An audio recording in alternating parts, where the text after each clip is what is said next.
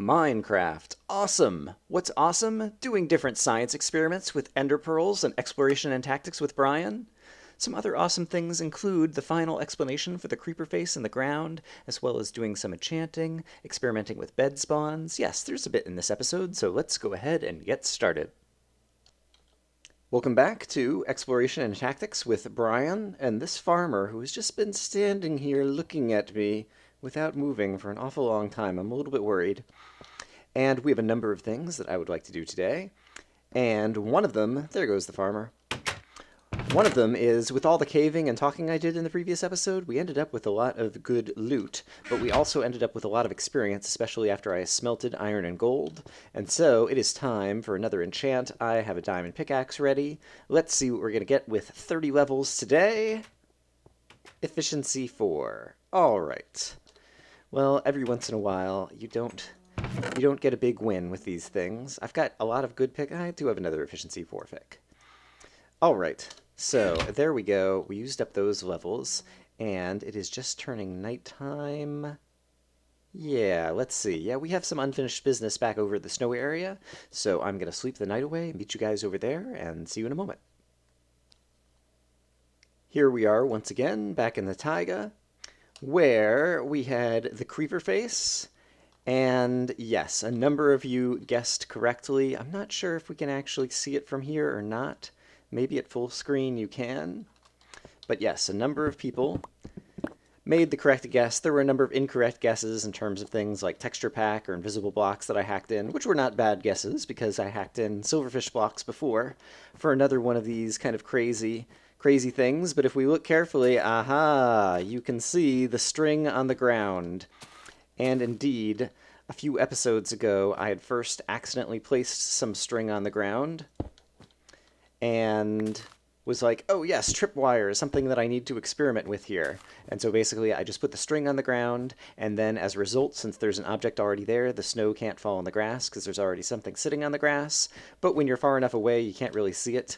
And yeah, you really actually have to be very close before you'll actually see the tripwire on the grass in this particular biome. And so that is cool.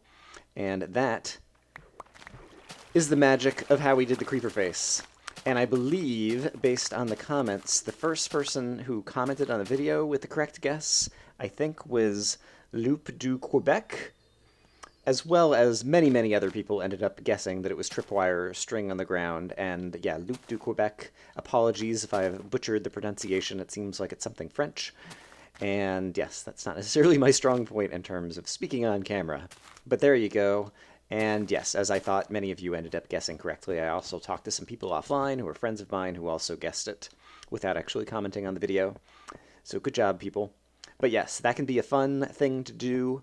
I actually have a number of ideas. I don't think I'll ever make my own Minecraft map, that's like a Vex map or one of those survival maps or different things. But I am going to have an episode where I talk about, if I did make a map, a number of things that I would include. And this is one such example. I would have some area where you break into an area, possibly even at the beginning of the map, and you're kind of looking down on a big grassy plain, and maybe it's already snowing at the beginning of the map, and then have some tripwire down on the ground or something else that makes it such that when it snows, all of a sudden patterns appear and you start seeing, symbols or messages on the ground.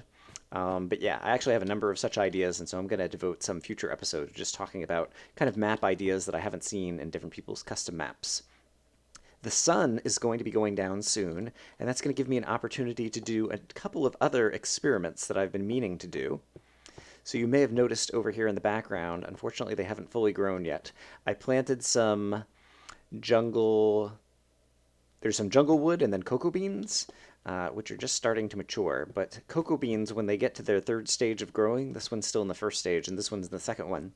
When they get to the third stage, they actually glow and they have luminance of, I think, light level 2. And I thought that that might look really cool if it were surrounded in ice as kind of like a decorative lighting source. And so that's what I'm trying to do over here. Unfortunately, I think the sun's going to go down before these things are actually going to light up. But that's okay. We can always come back to that. Because another thing that I've already mentioned that I want to test involves the beds in snow. I can't remember if other people, I'm sure other people must have done this experiment before, but I really want to know if snow obstructs the bed. And I think that it does because I've slept in this bed before. as it's turned nighttime. And when you kind of immediately wake up in the morning, I end up waking up standing on top of the bed rather than on one of the squares next to it. And so I think that's what happens when the bed is actually obstructed and you wouldn't be able to wake up there. And I have a great way to go ahead and test it, which is we're going to go back to the end, and that will also allow me to test something else.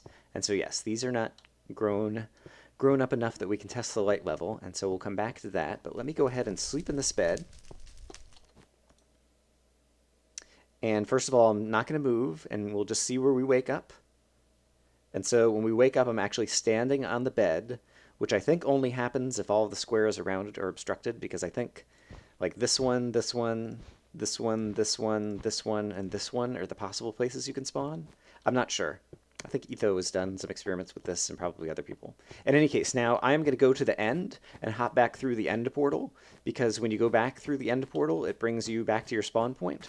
And so I'm going to see if I spawn at that bed or if I spawn way back at my spawn point. Actually, I'm saying way back at my spawn point, but I think my spawn point's only like right over here or something. It'll also help us remind us where the original spawn point in this world is. And I'm almost done with Babby, bringing Babby all the way out here, and I will make another kind of boating dock. But in any case, I'm going to go to the end and see you guys in a moment. Gosh, it has been a long time since I traveled to the end. It actually took me a minute to find the entrance back into the stronghold, because I haven't been here in a long time to even remember where everything is. I definitely need to get back to the end. Actually, this could be a good opportunity. There are a couple of experiments involving Endermen, and I believe these Endermen just fell out of the farm, and so they will be easy targets for enderpearls. Let's find out, shall we? I'll be safe and stand over here.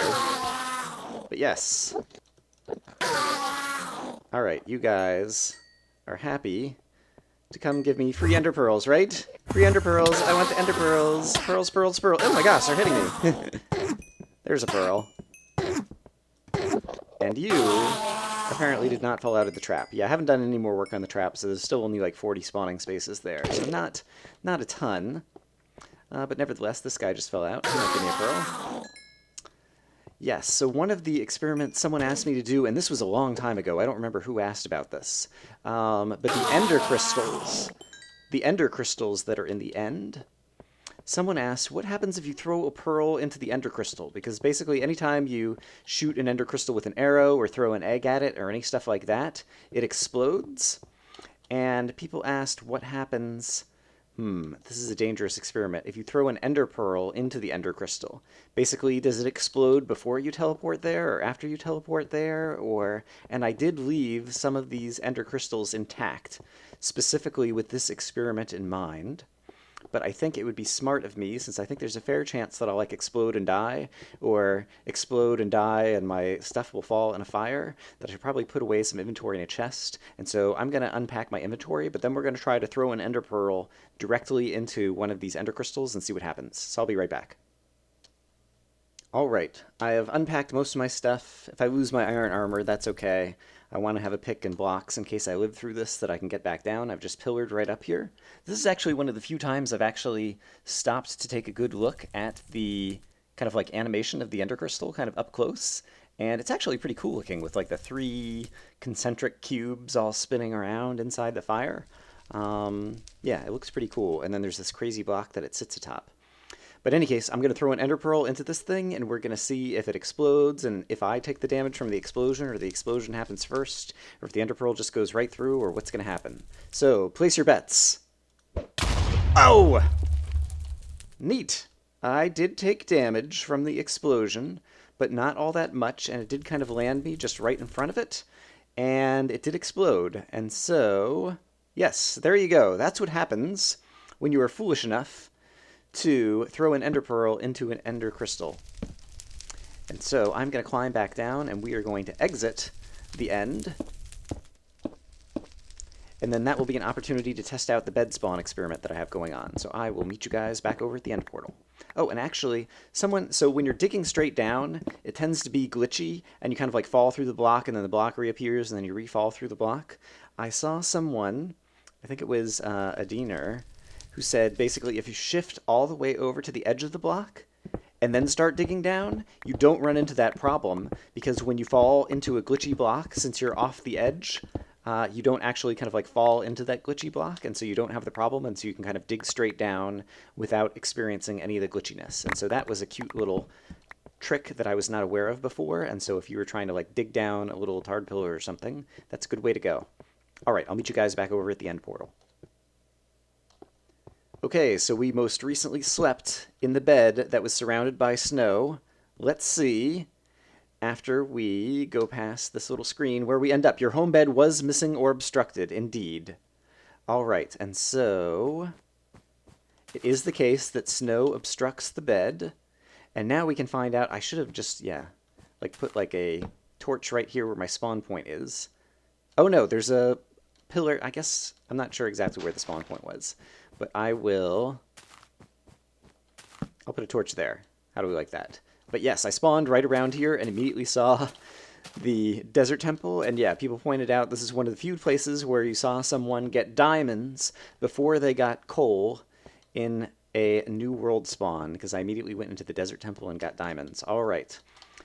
And so, where am I relative to the Babby and the ice base and all that kind of stuff? If I can see the temple, then I think it's back over this way. All right, I'm going to find my way back, and I will see you in a moment. Is this moon just rising? Actually, we might be able to go and check out the kind of ice cocoa bean plant luminance thing that I had going on. I could really use the practice trying to not have the creepers explode, and so let's also try to do that. Just because the opportunity is here. All right. Good job, Brian. Yeah, I am going to find my way back to somewhere, and I will see you guys in a moment once again. Alright, so I made my way back to the ice tray, and this isn't nearly as impressive as I thought, and it just occurred to me that that's probably because I think at night, on a clear night, the overall light level of the area is 4, I think, and I think these things only put out a light level of 2, and so it's not even kind of obvious that this is giving off any light.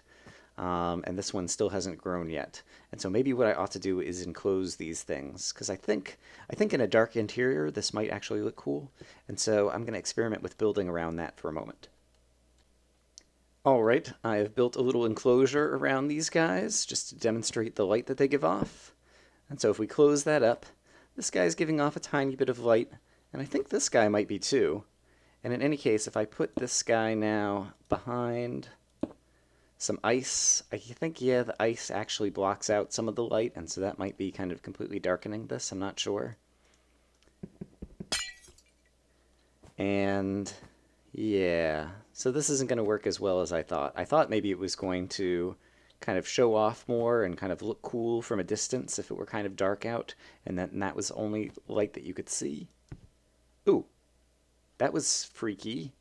I guess I just had a lighting bug. I thought it did seem somewhat bright. Wow, so now it's gotten super dark in here. It's almost like I can't even see that. So if I break him, and then if I break him, will it go completely dark? I can't even tell that it got darker. I guess if that guy is just light level 2, yeah, sorry that you can't see anything.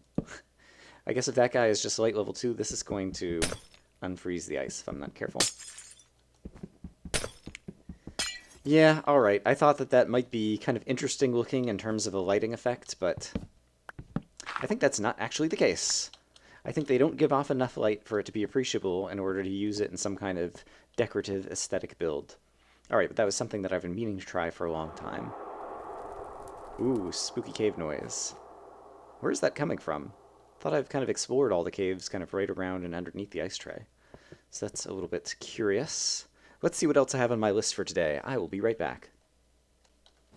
Ah yes, another experiment with both enderpearls and tripwire. Oh, that is cool. You can just like place string like anywhere in the world.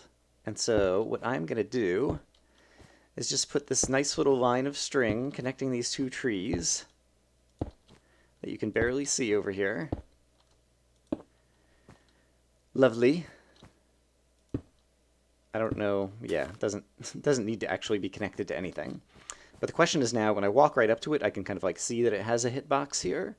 But the question is, does that actually intersect with enderpearl tosses? And so if I throw an enderpearl through this, will I stop right here, or will the enderpearl go right through? I think I still have one left from our recent trip to the end. So, what do you think's going to happen? I'm not really sure. Let's find out. Oh, darn it, that might have gone under the wire. I think I might not have actually tested the experiment that I wanted to test there. I need to get more ender pearls. I'll be right back. Alright, it's a long travel back to my home village base and the entrance to the stronghold. But fortunately, I was smart, and before I left over at the ice area, I not only re-slept in the bed over there, but I also broke one of the pieces of snow next to the bed. And so effectively, now I have a warp zone back out of the end in order to get back over to that area. And so we will hop down into the stronghold and into the end. We'll kill a few endermen and get a few more ender pearls. And then we'll be able to exit through the end portal, and we will come out right back where we were doing our tripwire experiment. And so that will be happy. And yeah, let's see. I guess if I'll get like 4. I'll try to get 4 ender pearls, and I think that should be enough to ensure that I'll be able to do all the experiments I need to do. So I'm going to stand here and kill a few endermen for a little bit, and I will see you guys once again in a moment. Wow, that turned out to be super fast and easy. The trap isn't particularly efficient, but it's good enough for what I need right now.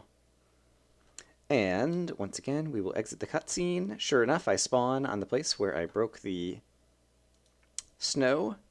Since it's nighttime, I'll go ahead and sleep to reset it to daytime.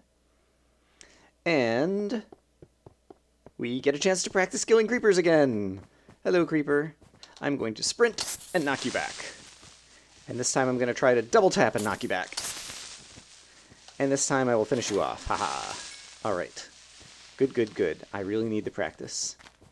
And so we will come back over here to our crazy piece of string right here. And last time I think I threw the pearl a little bit too low, and so this time I will aim a little higher. Yes! Okay, so you can indeed hit a piece of string with an ender pearl. And so I'm going to have to add that probably to my list of maps ideas. For those of you who follow Vex, you know that Vex has clever trips where when he doesn't want people to ender pearl across a room, he has a way to use MC Edit to place kind of invisible ladders in the game so that the ender pearls would hit the invisible ladders. But yeah, you could just have kind of tripwire rows kind of across a different place, and that might also be an effective way to ensure that players don't throw ender pearls across something, because the ender pearls would end up hitting the tripwire. And I'm pretty sure if the wire is just hanging there in the air, like, I can see it just barely here, and I can just kind of barely see it there. I think once you get a few blocks away, just like it was hard to see when we're standing up here, it becomes virtually impossible to see the wire. And so it might seem like, oh, I'll just throw an ender pearl in order to get over here, and you end up hitting the wire instead. I thought I might magically be able to hit the wire just from there with a lucky toss, but it wasn't meant to be. All right. I think today's episode might end up being a little bit short, but that is okay, because I'm pretty sure that there's going to be another video on my channel later today with something else that will be much longer, and so you guys can enjoy that as well. I hope you guys are having a great day. Thanks for watching, and I will see you again soon. Bye-bye.